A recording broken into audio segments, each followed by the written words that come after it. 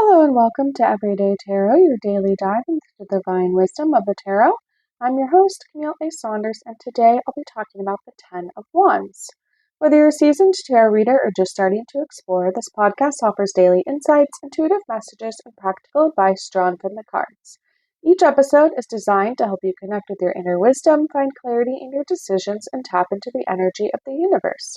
Tune in every day, Monday through Friday, for fresh perspectives and empowering guidance from the tarot as interpreted by me. The best way to support the podcast right now is to listen daily, rate, review, and to follow or subscribe in your chosen podcast app. If you're loving the podcast and want to further support me, you can join my Patreon for behind-the-scenes access to upcoming topics, polls, monthly hangouts, and more. If you're local to the greater Puget Sound area, I'd love to see you at my next Let's Talk Tarot meetup group event. The RSVP link will be in the show notes, and that will have the info for the newest event. I just had one last night. So if you don't already know, I'm a sex and relationships therapist, seeing clients virtually all over Washington State. I love working with queer, kinky, poly, and witchy clients who might be struggling with anxiety, chronic pain or illness, communication issues, self-advocacy, and sex. Please book a free 20-minute consultation now to make sure we're a good fit to work together. If you're interested in my free PDF with the 2025 5-card tarot spread I created just for you at the beginning of this year, you can get that by joining my newsletter list. My weekly newsletter always has the most up-to-date information on my upcoming events, presentations, musings, and info and photos of my day-to-day life. You can find all the links for any of the offers in the show notes or on my website, CamilleASaunders.com/everydaytarot, in addition to the images of the cards that I pull on each episode. All right, so we are in season 6 now. We're getting close to the end. I'm talking all about the Suit of Wands this season, going through each card one per episode. If you haven't listened to my other seasons, go ahead and check those out. In the first season, I talked about tarot basics. In seasons 2 and 3, I went through the major arcana and the 4 suits. In seasons 4, I talked about tarot in pop culture. And in season 5, I went through 13 common tarot spreads. Now we're into season 6, like I said, where I'm talking all about the Suit of Wands. If you want to hear an episode dedicated to an overview of the Suit of Wands, you can check out season 3, episode 10. And today I'm talking all about the 10 of Wands. So if you have a deck, go ahead and pull out your 10 of Wands card and take a look at it. So common images or symbols we see with this card, or something indicating like a burden or weighed down, taking on a lot. Sometimes there's like an image of like harvest, or because there's this level of like abundance to the card, but also that there's like a lot of things going on. I think also another one is like some level of like intertwined. So I'm looking at 3 of my decks right now. So in the Lila and Olive of Fide Rosa Tarot deck, I pulled the 10 of Wands there, and it sort of looks like a branch with flowers on it, and then like it's like a spider web on the inside of it. So I'm going to take a look at what they say about this card. It says, the 10 of Wands, be present at peace, teach those still writhing. Be present at peace, teach those still writhing. Interesting. So I'm thinking sort of about like teaching or like mentorship of folks that are still in like the busyness or in the discomfort of this card. Right? Like if we know we're going to take on a lot of things, right? That can be like if we know we're going into a busy season, we can kind of like be at peace with that, especially knowing that it's temporary. But when it feels like, oh, I didn't know it's going to be like this, I didn't know it's going to take on so much, that can be, right, then we get more into that like resentful or feeling overworked or tired, or again, just sort of that more burden. In my Therapist Who Tarot deck, it depicts the 10 of Wands, and it says underneath unbelievable burden, and it sort of shows a person that almost looks like they're being consumed by flames, and then they're like bent over, like head hanging over, and they're holding on to like all these wands, but that are like staff size, so like bigger than a person. And like it looks challenging, like it looks hard work. And then the Ten of Wands in the Goddess of Love Tarot deck by Gabriella Herstick and illustrated by Julia Popescu. It actually shows like, I think like an atomic cloud. Um, then there's like an image of a butterfly, I think. And then we have like the 10 wands depicted as 10 roses, and they're sort of bigger at the top, and then it's almost like they're falling out of the sky, or maybe they're being sort of exploded by this atomic cloud. And the butterfly image has like a rose on top of it. This is like a collage style deck. And then it almost has these little aspects coming out of the butterfly, again, sort of looking like flames or like it's getting burned up or something like that. And again, when we think about burden or burnout, right, we use a lot of the words of fire. um, like a fire would burn out once it's sort of consumed all of its material that's available to it. And that only then does it stop. So that's sort of what we think about, right, when we see this unbelievable burden of the Ten of Wands card holding on to all these wands, right? Like if you think about a wand as like a tool, an implement to focus energy or spells or different things, right? Like what would you do with 10 wands? Like that's a lot. Usually you only need like one if you're gonna do right focused work. You could maybe, with two hands hold like a four, maybe. But it's gonna split your focus, right? If you have one wand and you're allowed directing all your energy through it, or again, like a spell or a focus through it, like it's gonna be very directed and very like large and powerful. If you have 10 wands, right, and you're splitting all of your energy between 10 different things, you're going to have a lot less energy to contribute to those things. So that is kind of what I think of there.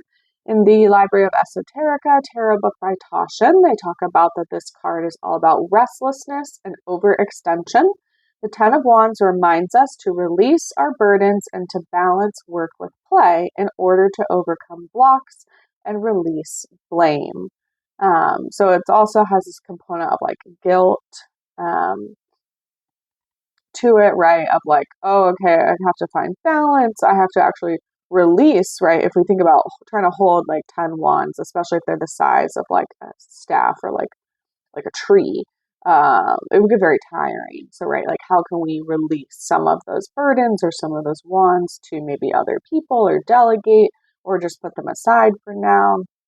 And then also finding this like balance of work with play, or right, maybe there are other aspects in your life that when you're focusing on all these 10 things right now are getting neglected, right? Or even like maybe often our creativity gets neglected, or our ability to maybe like work out all the time that we want to, or eat the kind of nourishing food that we want to sort of gets put to the wayside. And again, that can sort of be a temporary thing, that especially if you go into it intentionally. Like I'm thinking of like a new parent, right? You know that, okay, it's going to be maybe a challenging time. I'm not going to be right cooking all my normal elaborate meals. Like we have to have fast things. We kind of have to have stuff to heat up in the oven. We don't have a lot of time, right? And you know that that's a temporary time. It makes it a little bit easier. But often when we're in that space of burden or like restlessness, right, we're starting to feel like I can't keep doing this, right? I can't keep holding these 10 wands. Like I'm going to drop some. And then that might be catastrophic depending on what they are. So, in the Fearless Tarot book by Elliot Adam, How to Give a Positive Reading in Any Situation, for the Ten of Wands, they talk about, at times do you feel like the person on the card struggling and straining with the tasks on your shoulders? Do you express your love for others by your actions more than your words? Are your efforts being pooled to benefit not only you, but others as well? The person on the Ten of Wands is hard at work. They are returning from the fields with a great harvest, but the work is not easy. They are almost at the finish line. The task is done. At first glance, the card might elicit feelings of stress and exhaustion, but if you look closer, you can see why the person is struggling. Often they depict, so I don't, in my cards, they don't show this image, but in this book, they actually have like a black and white depiction of the Rider-Waite Smith sort of traditional depiction of the card. And yeah, it's like, it almost looks like the person is like a giant because you see like this house in the background that like would be quite large compared to this person, even though like they're depth-wise like nearer to us. A huge house looms in the background, so its size suggests that he doesn't live alone, but maybe has a large family living there depending on them. Although we can't see the person's face, I'd like to think that they wear a determined smile. He puts his head down and pushes forward. He knows that his work matters and is valued by the whole. Without him, everything would fall. There would be no house, no money, no food, no loving and safe environment for the children to grow up in. His service is the greatest expression of love. Although his present moment feels tough, he's ensuring a greater future for everyone. This is the dream of every family, to leave the next generation more stable than the one before. Some burdens in life can feel hard to carry. Unexpected events happen, things get dropped in your path, someone you love might need help. This is just part of life. There's nobility in serving the whole, but only if everyone in the whole is also doing their part. Serving shouldn't be confused with codependency. The people you are helping need to be able to demonstrate that they are also helping themselves. Even people you care about need to demonstrate, if they are able to, that they're willing to carry their own bundle of sticks. This card also has a harvest theme to it, as I talked about earlier. This indicates that the toil, work, and service you put in to your long-term goals will provide a bountiful harvest. The Ten of Wands has a Saturnine quality. It indicates that if you do the hard work and endure the discomfort, you will eventually enjoy the reward. So, since we were just talking about the Saturn aspect of this card, let's jump into our Tarot and Astrology book by Corinne Kenner. So the Ten of Wands is associated with Saturn and Sagittarius. Saturn, the ringed planet of limitations and restrictions, reins in everything it touches. Here it burdens happy-go-lucky Sagittarius with baggage that's bound to weigh him down and slow his forward motion and progress. Like Sisyphus, the young man in the card seems condemned to roll a boulder uphill for all eternity, or in this case, to carry an armload of burning branches across an open field. Sagittarius is normally footloose and fancy-free. The adventurous horseman likes nothing better than to ride off into the sunset in search of new lands, new people, and new philosophies to explore. Saturn is also the planet of gravity. When Saturn assumes the rulership of Sagittarius' third decan, he brings the weight of the world along with him. It tempers his dreams and hopes and limits his travels. The person might be carrying the burden of manifesting their dreams or ideas. Unfulfilled hopes weigh heavily on anyone's soul. They might also be struggling with guilt for past wrongdoings, like Marley's ghost, perpetually wrapped in a chain he forged link by link. It says the Golden Dawn designers of this card called Jupiter and Saturn the Lord of Oppression. For anyone who's unfamiliar with Saturn's limits and restrictions, the weight of responsibility can certainly seem oppressive. In tarot reading, the Ten of Wands often represents overwork and disorganization. All right, and then lastly, we're going to jump into our Tarot for Change book by Jessica Dorr. So this book sort of takes a psychology approach to tarot. So they talk about that the person in the Ten of Wands pushes a heap of wands forward with her head down and face buried. The human face symbolizes the part of our being that distinguishes us from others. It's how someone else might tell me apart from another tall person with dark hair and olive skin. A burrowed, hidden face implies a person who has not yet completed the psychological task of distinguishing themselves from others. Unable to separate their wants and needs from the wants and needs of others, they can't tell what is their work and what it's not. They take on too much and disregard their limits. It's tough to say which comes first, the boundaries or the self, but it's safe to say that without a solid sense of self, we will find setting boundaries difficult. So what can be done?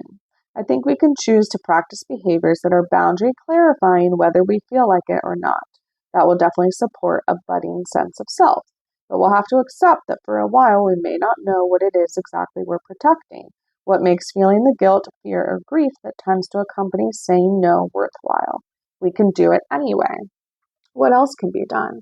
An investigation of personal limits is probably called for. This is where you shift some of your attention inward rather than always only ever outward toward the thoughts, feelings, and sensations that arise when you interact with others. This way you can start to notice what feels good and what doesn't, and what it feels like when a limit's been crossed. Ask questions like, how do I know when I've had too much? How do I know when I've not had enough? I once overheard my friend Charlie, whom I've mentioned a number of times, say to a therapy group he was running that people who consistently overextend themselves tend to oscillate between feeling resentful for saying yes and feeling guilty for saying no. As you keep saying yes, he said, resentment keeps building. The more you say no, on the other hand, the more comfortable you get with it, and the guilt that once drove all your yeses starts to gradually subside. This is partly because of how misguided guilt so often is in the first place. It tends to be rooted in conditioning that you're responsible for other people's feelings, which you are not. This is a charm for anyone on a path towards self-discovery. So if you find yourself standing at the crossroads of guilt and resentment, remember this and see if it aids you. All right, so let's dive in and see what the cards have to say today on this topic. And I'm going to pull from my Desert Illuminations Tarot deck by Lindsay D. Williams. This is my newest deck. It's sort of Southwest US inspired, and also has aliens. So we love that. Okay, so I'm going to do a quick shuffle here. And I'm going to be thinking about, right, how can we release some of our burdens, right? How do we find some more balance in our life? Are there any areas where that resentment is building and that we might need to examine and perhaps say no to some things that are coming up? How can we overcome our own blocks and release blame, either of ourselves or others, when it comes to this feeling of overextension? Okay, well, I was trying to shuffle and one card just kept falling out. So we're going to pull that one. Okay, it is the Five of Jugs reversed. I have never seen this card, I swear. And jugs are like cups in this deck. And actually, I'm just looking at the image. It's like a person that has a sword actually like on their hip. They're fairly like masked. They have like a bandana over their face and a hat on, and they're in a dark cloak. And they have five jugs, and three of them have like fallen over, and there's like liquid spilling everywhere, and two of them are upright. And fives are usually sort of like a turning point, a challenging card, a conflict sometimes. So I'm very curious what this card is all about in this deck. So we'll go ahead and look up, like I said, the Five of Jugs. This deck does not have reversal descriptions in the deck guidebook, but I will do my best to sort of interpret what I think the reversal might mean. It says, a masked bandit in a long black cape stands under the night sky in the middle of a painted desert. He is surrounded by a bunch of whiskey jugs, tipped over and spilling their contents onto the sand. This is an ominous scene that is surreal and mysterious. The Five of Jugs is symbolic of lost opportunities and disappointments. In life, sometimes plans fall through or situations don't turn out exactly as you expect. Instead of dwelling on these lost moments, consider how you can learn from these experiences. You may run the risk of getting stuck in the past, but remember to stay present and focused from moment to moment. One day at a time. It is very easy to get anxious or stressed out from ruminating on what happened. Practice forgiveness and patience with yourself is the key to getting unstuck. So if we think about a reversal of this, right, if this is about lost opportunities or disappointments, I'm almost thinking about, right, that maybe that, right, when we think about the Ten of Wands card, that when we're holding on to all these wands and feels like they're going to fall out of our grasp, or like this is just a lot going on, that maybe this feeling of like lost opportunities and disappointments is actually benefiting us, right? Because if we have 10 wands, we can barely sort of hold them all together. That sometimes it can feel like, oh, I actually, like, I'm still not doing enough, right? I'm still like, oh, I'm dropping some things, like, things aren't turning out exactly as I expected. I thought this harvest would feel really good, but actually in practice, like, it feels very heavy, and maybe I actually have too much going on. And sometimes that can get us really stuck, right, in the past, or like, why did I do this, or how long am I taking this on for? So I think the ending part where it says, remember to stay present and focused one day at a time. It's very easy to get stressed or anxious out from ruminating on what happened. So practice forgiveness and patience for yourself is the key to getting unstuck. So I'm thinking about being kind to ourselves, right? Actually doing self-care instead of trying to take on more to sort of solve our feeling of restlessness or resentment.